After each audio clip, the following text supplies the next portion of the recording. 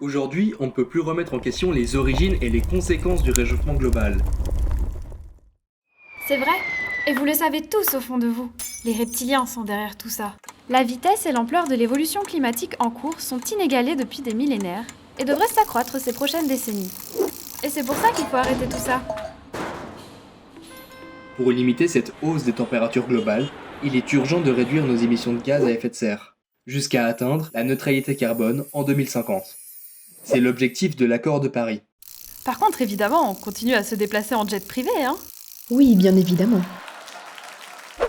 Le système alimentaire mondial est en grande partie responsable de ce réchauffement global. C'est l'ensemble des étapes de la production jusqu'à la consommation, en passant par le transport et la transformation, qui représentent en effet environ 25% des émissions de gaz à effet de serre mondiales. L'agriculture, elle, est responsable de 70 à 80% de la déforestation dans le monde.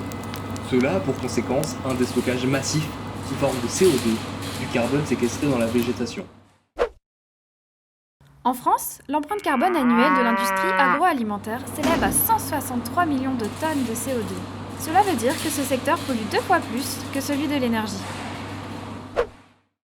De plus, les 2 tiers des émissions de gaz à effet de serre liées à la consommation de nourriture sont rejetées avant la sortie du produit de la ferme. Afin de limiter l'impact de l'alimentation sur le climat, il est nécessaire de transformer notre système agricole, de manger local et de limiter le gaspillage. En plus d'améliorer le climat, faire évoluer notre système alimentaire réduira les pollutions liées à l'agriculture, limitera les impacts négatifs de l'agriculture intensive et aura des effets bénéfiques sur la biodiversité et sur notre santé.